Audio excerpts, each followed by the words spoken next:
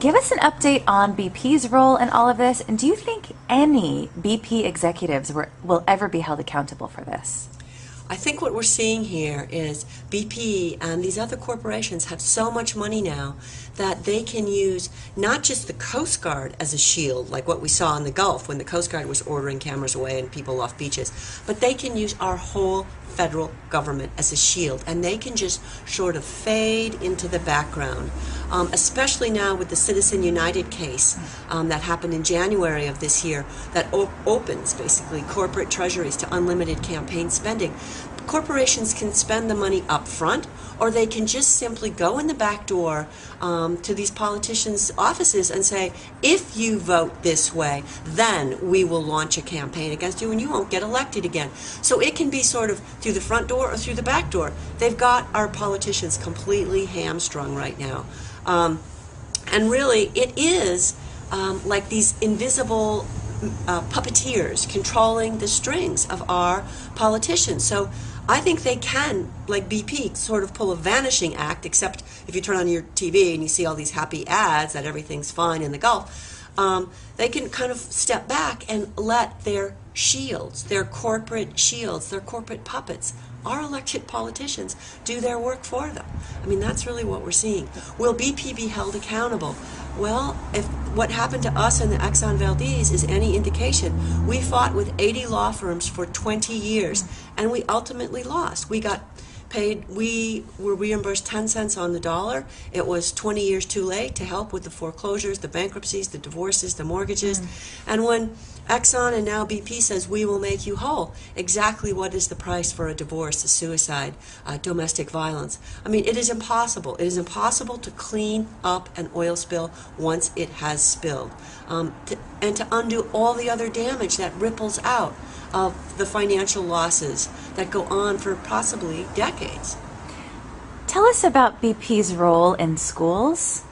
Oh, this is okay. So the latest thing here is that just as I was leaving, BP and NOAA have partnered, and they are going around to 8th grade schools in Louisiana and extending to other states to share, hey, children, oil and dispersants are not toxic.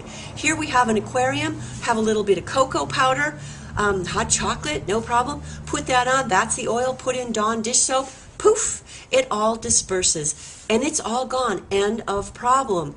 This is the beginning of the problem. And to add insult to injury, the NOAA person's name is Riki Ott, of all things. So there is an Ott in the Gulf right now saying that oil and dispersant is fine. And in fact, this is a deadly concoction. And it is not going away. People are still measuring it in the air and in the water. Who knows what effect this is going to have? I expect there will be holes in the ecosystem, just like we saw in Prince William Sound. Who approved this program? I didn't have time to look into it. I literally was flying out when I first heard about it. I'll put a link under this video to that story. What? Not only that, EPA has posted a chart showing all the other places where the dispersant, which is a very toxic, it's an industrial solvent, all kinds of nerve damage. This wreaks havoc on bodies. But the ingredients are also in Klondike ice cream, Pond's, lip gloss, children's ibuprofen, all these seemingly non-toxic products that we use every day, when in reality, people should be saying, EPA, are you testing all these products that before they go on the market? And the answer is no. Absolutely no. And this is probably why, contributing to our 2 out of every 3 people at risk of cancer at some point in their lifetime. I mean, this is a national embarrassment, what's going on right now. What about the ecosystem? What effect will this have, the long-term effects on the ecosystem? Some of the citizen journalists I was talking about, they go out to the beach every day and they dig in the sand and they find oil. People's feet are still peeling from the effects of the solvent, which is dissolving the layer of tissue on your feet.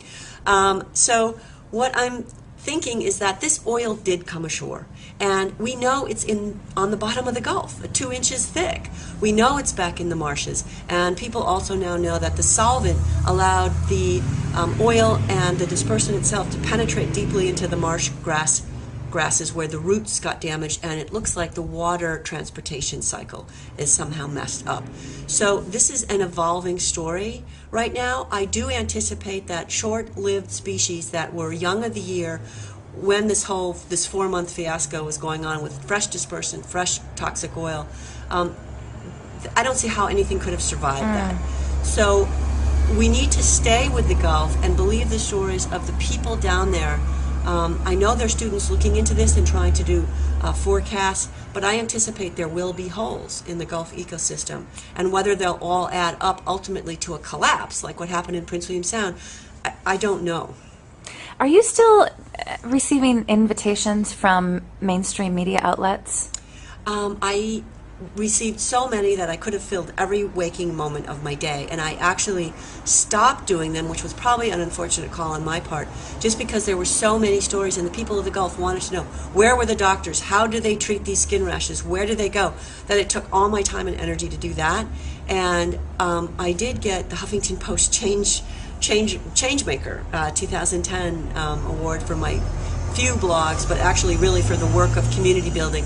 I will be going back to the Gulf January through April. I've committed for a full year to be down there to help doing the deeper democracy organizing that the South wants. They're starting to ask me questions. Isn't this America? How come we're being treated like third-class citizens? What can we do? And the other thing you told me when you were on my radio show, you said that a lot of people, regardless of political affiliation, that doesn't even matter. You said the South is rising. I have witnessed the South rising. And when there's a cultural shift, it doesn't have to mean the entire culture shifts at once. And I have seen enough people in enough communities from Florida to Louisiana saying, look, we need jobs, but we don't need jobs that kill us. So why couldn't we start up a small scale solar, small scale wind? And if people see what's possible, that is how cultures really do shift. More and more people see what's possible. So I have met the dreamers, and the dreamers are networked, and I'm going to go back and work with them.